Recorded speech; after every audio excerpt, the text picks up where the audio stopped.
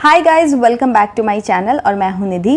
सो दोस्तों, आज की वीडियो में मैं बात करने वाली हूं प्लेसेंटा के बारे में। सारी जानकारी हम डिस्कस करेंगे। किस प्लेसेंटा क्या होता है, कितने टाइप का होता है, क्या कुछ नॉर्मल है, क्या एबनॉर्मल है और क्या काम होता है प्लेसेंटा का ड्यूरिंग प्रेगनेंसी।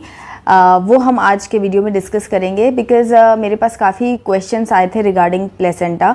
जब मैंने अपनी प्रेगनेंसी स्टोरी शेयर की थी तो उसके कमेंट बॉक्स में अगर आप जाएंगे देखेंगे तो बहुत सारे लोगों ने बहुत सारे क्वेश्चंस किए हैं, कई डाउट्स भी हैं उनके मन में। सो इसीलिए मैंने सोचा कि इसका एक सेपरेट वीडियो बनाया जाए ताकि आपकी सारी क्वेरीज डिस्कस की जा सकें। So yes, without much ado, let's get into the video.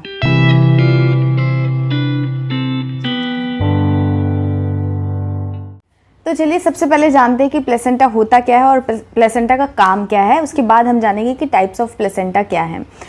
तो प्लेसेंटा एक ऐसा ऑर्गन है जो आपकी प्रेगनेंसी के स्टार्टिंग 3 to 4 वीक्स के अंदर डेवलप हो जाता है और प्लेसेंटा ही रिस्पॉन्सिबल होता है आपके बेबी की ओवरऑल ग्रोथ के लिए। सारा जो भी चीज़ें बेबी को चाहिए होती है वो सब कुछ प्लेसेंटा ही प्रोवाइड कराता है। तो प्लेसेंटा बेबी से कनेक्टेड होता है वाया अम्बिलिकल कॉर्ड और आपकी यूट्रस पे ये कनेक्टेड होता है। तो आपके बेबी को जो भी न्यूट्रिएंट चाहिए, ऑक्सीजन चाहिए, वो सब कुछ बेबी को अम्बिलिकल कॉर्ड के थ्रू प्लेसेंटा ही प्रोवाइड कराता है। ऑल्सो प्लेसेंटा जो है वो बहुत सारे हार्मोन्स भी रिलीज़ करता है जो कि ज़रूरी होते हैं, जैसे कि मेमोरी ग्लैंड्स को स्टिमुलेट करने के लिए हार्मोन, यानी कि आपका जो मिल्क प्रोडक्शन जो स्टार्ट होता है, जो ग्लैंड्स एक्टिवेट होते हैं, वो हार्मोन्स उसके लिए जो हार्मोन्स की ज़रूरत होती है वो प्लेसेंटा ही रिलीज़ करता है।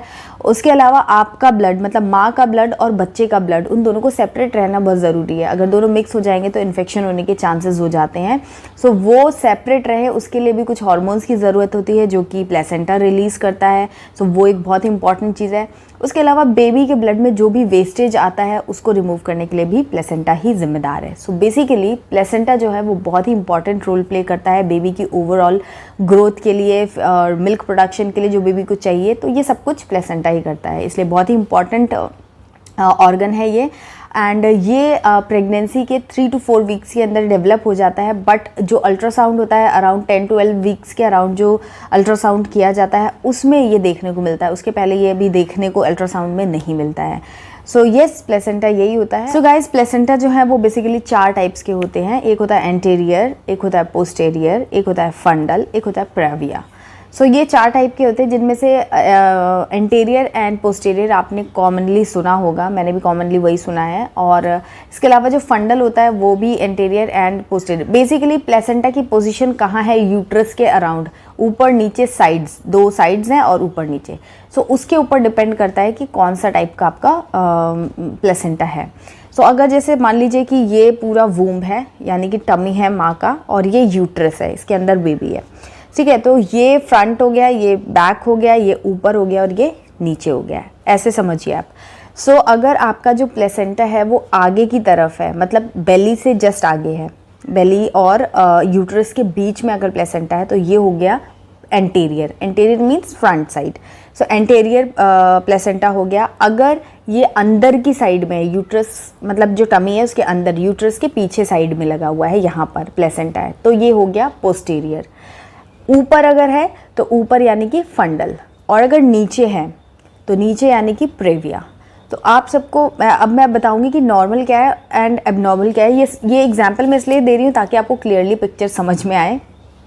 सो अगर फ्रंट में है, बैक में है, ऊपर है, तब तो कोई दिक्कत नहीं है प्लेसेंटा। अगर प्लेसेंटा नीचे है तब आती हैं कॉम्प्लिकेशंस, क्योंकि जो नीचे अगर आपका प्लेसेंटा है तो वो आपके सर्विक्स को ब्लॉक करता है, जिसकी वजह से कुछ कॉम्प्लिकेशंस आ सकती हैं। सो उसके लिए आपको मेडिकली चीज़ें गाइड की जाती हैं। लेकिन अगर फ्रंट में है, बैक में है या ऊपर है तो कोई दिक्कत नहीं होती है, ये बिल्कुल भी मतलब नॉर्मली है। नॉर्मली मैंने जैसे कि बताया कि front end back, anterior and posterior placenta जो है वो बहुत ही नॉर्मल होते हैं। एंड ऊपर जो फंडल प्लेसेंटा होता है उसमें क्या होता है, प्लेसेंटा ऊपर होता है, उसमें भी 2 टाइप के होते हैं। अगर आगे की तरफ है, मतलब ऊपर से नीचे यहाँ फ्रंट की तरफ है, सो वो हो जाता है एंटेरियर फंडल प्लेसेंटा, और अगर पीछे की तरफ है तो पोस्टेरियर फंडल प्लेसेंटा। सो ये इस तरीके का कॉन्सेप्ट है। तो चलिए अब बात करते हैं कि कौन से टाइप के प्लेसेंटा से आपको क्या फ़र्क पड़ेगा, क्योंकि कई लोगों के क्वेश्चंस थे कि एंटीरियर है, पोस्टीरियर है, हमारा प्लेसेंटा तो क्या नॉर्मल है क्या नहीं है, तो वो हम बात कर लेते हैं। तो जैसे कि मैंने बताया आगे पीछे ऊपर और नीचे पोजीशन होती है। तो अगर आगे पीछे यानी कि एंटीरियर पोस्टीरियर या फिर फंडल प्लेसेंटा है आपका, तो उसमें कोई प्रॉब्लम नहीं होती है क्योंकि कहीं भी कुछ ब्लॉक नहीं हो रहा होता है। जो फ्लो चाहिए बेबी के लिए वो सब कुछ प्रॉपर चल रहा होता है। बट अगर पोजीशन नीचे की तरफ है यानी कि प्रेविया प्लेसेंटा है आपका, तो आपको दिक्कत आ सकती है और कई कॉम्प्लिकेशंस आ सकते हैं। तो जिनको भी प्री टर्म डिलीवरी हो जाती है, मतलब प्री मैच्योर बेबी जिनका डिलीवर करना पड़ता है, या फिर आपने देखा होगा कि कई लोगों को बेड रेस्ट बोला जाता है। तो ये जो प्रॉब्लम्स है वो इसी वजह से, क्योंकि जो प्लेसेंटा का पोजीशन है क्योंकि वो नीचे की तरफ है, सर्विक्स ब्लॉक नहीं होना चाहिए। सो अगर सर्विक्स आपका ब्लॉक हो रहा है तो वो कॉम्प्लिकेशंस क्रिएट करता है। ऑल्सो आपने देखा होगा कि नॉर्मली स्टार्टिंग में तो सब कुछ सही चल रहा था, बट सेकेंड या थर्ड ट्राइमेस्टर के अंदर लोगों को बोल देते हैं डॉक्टर्स कि आप बेड रेस्ट कीजिए या फिर आप मूवमेंट कम कीजिए।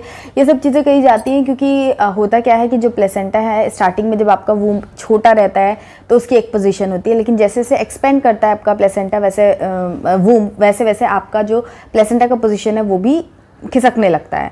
तो ज़्यादातर केसेस में प्लेसेंटा जो है वो ऊपर की तरफ जाता है, लेकिन कुछ केसेस में प्लेसेंटा की पोजीशन जो है वो नीचे आने लगती है।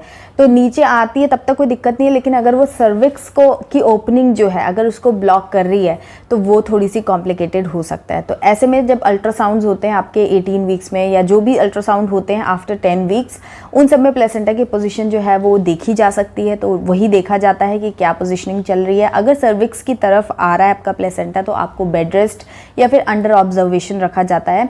टाइम टू टाइम आपके स्कैन्स किए जाते हैं ताकि सर्विक्स जो है वो क्लोज ना हो रहा हो, क्योंकि सर्विक्स एक ऐसी ओपनिंग है जहाँ से बेबी को निकाला जा सकता है। तो अगर किसी का जो प्लेसेंटा है वो इतना नीचे आ चुका है कि सर्विक्स जो है वो ब्लॉक हो रहा है, तो प्री टर्म डिलीवरी भी की जाती है। और मान लीजिए कि अगर ये सब 9 मंथ के अराउंड चल रहा है, 9 मंथ के अराउंड जो है पोजीशन प्लेसेंटा की वो सर्विक्स को ब्लॉक करती है, उसकी ओपनिंग को क्लोज कर देती है, तो तभी भी नॉर्मल डिलीवरी पॉसिबल नहीं होती है। इन दैट केस आपको सिजेरियन डिलीवरी ही की जाती है। सब कुछ नॉर्मल होता है, बट अगर प्लेसेंटा की पोजीशन नहीं सही है, सर्विक्स को ब्लॉक कर रही है, तो ओपनिंग ही नहीं है, इसलिए नॉर्मल डिलीवरी नहीं हो सकती है।